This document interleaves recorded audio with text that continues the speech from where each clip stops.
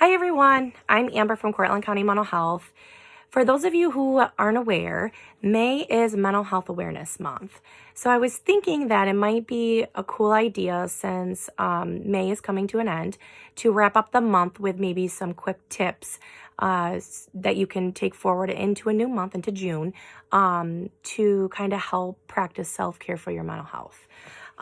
For those of you who don't know me that well, I'm a huge Pinterest fan, and I love getting on and looking for different articles and activities and games and whatnot to incorporate through some of the stuff that I do in individual counseling.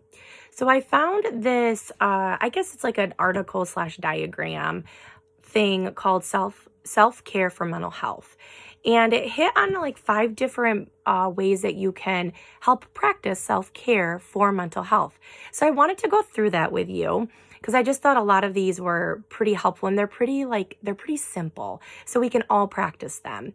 And what I'll do is I will have Patty post the link either to the video or in the comment section of the video so that you guys have the diagram to refer to. It's really cute, really kind of artsy. So the article is called Simple Self-Care for Mental Health. And the first thing that I'm going to talk about that they list is compassion.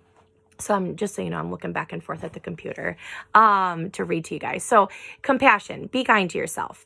Stop judging yourself and practice positive self-talk. So I know for me, I can be my own biggest critic. And it's super easy to kind of fall into that negative self-talk about yourself, the doubt, the criticism, I'm not good enough. I didn't do good enough today. I didn't do well enough today. So I think with that, it's super important to remember that we need to be forgiving of ourselves. Not every day is going to be perfect, or the plan that we have for the day might not always work out the way that we want it to. It's important to recognize that we are doing the best we can in that moment, and that's okay. So, if your day doesn't turn out the way it's supposed to, or, you're feeling a little bit more depressed that day and you weren't able to get done, all the housework or whatever, activity you wanted to do, it's okay. Accept that, you did the best you can that day and get up and try again.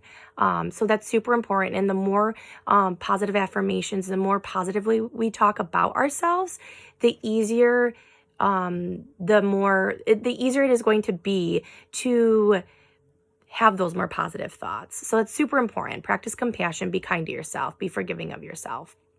The next thing is support. Go to therapy. Reach out for help. Mental illness is an illness. Don't hide in shame and silence. Ask for what you need, create a strong support system, and break the stigma. So that's huge, right? I think there definitely is still a stigma on mental health. I think it's gotten better over, the years, but it's still there. I think there's this kind of like underlying thought that if you seek help through counseling or treatment, that you're crazy. And, that could not be any more wrong. I will tell you, I meet with all different walks of life. All different walks of life come through my office, I'm telling you. And sometimes people just need an ear to listen. And, the clinicians at Cortland County Mental Health, we're trained to do this. We're trained. We come from a non-judgmental and unbiased standpoint. So, we're there to help support you. A lot of times people are, they're saying, I can't come to treatment because I'm depressed, or I just can't get out of bed. That's when you should go to treatment. So, go and talk to somebody, get support, reach out. That is the biggest thing, I would say, one of the biggest things when trying to practice self-care for mental health. That's where it starts. The next section they list on this is just simply self-care. So rest, pay attention to your self-care battery. Give yourself what you need. Deprivation is not healthy. Make time for yourself. So I am a huge self-care, advocator. I'm pretty sure that with every single client that I meet with, I really try to push this. And a lot of times I tell myself I need to practice what I preach because for myself, it can even be hard to practice self-care a lot of the time, especially, being a mom and a wife. A lot of times I can fall into that, that guilt of I got to do this or I got to do that. Or, if I go and practice self-care by myself, I'm not with my kids. So, that very, popular analogy, the plane analogy that I think probably everyone's heard of. If the plane's going down, you got to put your mask on. You have to put your mask on first before you can help the person next to you. You're no good if you're passed out because you don't have oxygen to breathe. So you're not going to be able to help the person next to you. It's the same idea. You can't be the best partner. You can't be the best mother, the best employee, the best anything, the best version of you if you are not taking care of yourself mentally, physically, spiritually, emotionally, all of those things. And I always tell everybody, self-care does not have to be this big, extravagant, to-do thing. It can literally take 3 minutes. It could be as simple as going outside and sitting, and breathing in the fresh air, having a cup of coffee, reading the newspaper, taking a bubble bath, exercising, taking the dog for a walk. It could be anything, whatever makes you feel kind of recentered.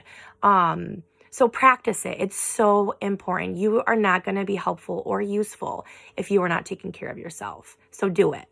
There's 2 more. The next one is action. So it says set boundaries with your triggers, work on coping skills, do the work, follow your treatment plan, and don't give up on yourself. So boundaries, huge boundary. I'm a huge boundary fan. I talk about boundaries a lot. And boundaries actually can be a form of self-care. Being able to set consistent boundaries with the people that you love, the people that, relationships that you might have that are not very healthy and can be toxic. Being able to really set boundaries with yourself is super important, and it takes practice. And then again, that's where it kind of intertwines with treatment. That can really be incorporated in a lot of the treatment plans and whatnot, is being able to learn about boundaries, learning about your triggers, and being able to cope appropriately with those things and being able to manage them. This is hard stuff, and sometimes we're not taught this stuff. So that's what the clinicians, the social workers, my coworkers are here for. So reach out and utilize us. We want to be here for you, especially in a time like this. So let's see here. And don't give up on yourself. That's super important. You are important. There are people, whether, you might feel alone, but I guarantee you there is somebody out there who cares about you. And if you feel like you're truly alone, reach out to us because we can care about you. We want to care about you. So yeah, the next one, let's see here. Truth. Notice how your choices, conscious or subconscious, contribute in a negative way. Look at what isn't working in your life. So notice how your choices contribute in a negative way. So to me, when I kind of think about that, what kind of comes to mind is simply owning your shit. Forgive my language, but recognizing that, sometimes we're not going to always make the best choices, or we say, rotten things, or we don't manage our anger, our emotions effectively, and it can come out the way that we don't want it to come out. So own it, be insightful, try to, find ways to address it and do better next time. We can't take back the things that we say, but we can move forward. And again, that takes practice, and that takes, learning some of these skills to be able to do that. But I truly am a big believer that moving forward, one of the first steps, and sometimes it seems like it's the simplest, but sometimes it's the most difficult, is recognizing and noticing how your choices and your behaviors and your actions and your words impact other people. That's the first step, is recognizing that, and then coming up with a game plan of how to move forward. Look at what isn't working in your life. And so that was the second piece of the truth part. So, being able to step back and be, again, insightful about learning about what's not working, what is working, taking what's working and really trying to, make that more part of your life. And then trying to find ways to cut out the things that are not working, that it might not be the most healthy. And what better way to do that than, again, reaching out to somebody at the clinic or talking to the clinician that you might already work with. I can't stress it enough, guys. This is my passion. I really, truly believe that I was born to do this. I'm not going to lie, it can be really difficult sometimes. And especially during this time, I have felt some of the pressure and some of the, the isolation and and the uncertainty and the anxiety from, this pandemic that we've all had to endure. But it's helpful to have those supports, and that's what we're here for. So yeah, that was kind of the little article that I found that hopefully, you can find helpful for you in tackling July or June. Geez, I don't want to put us ahead of time, but in, tackling the new month of June.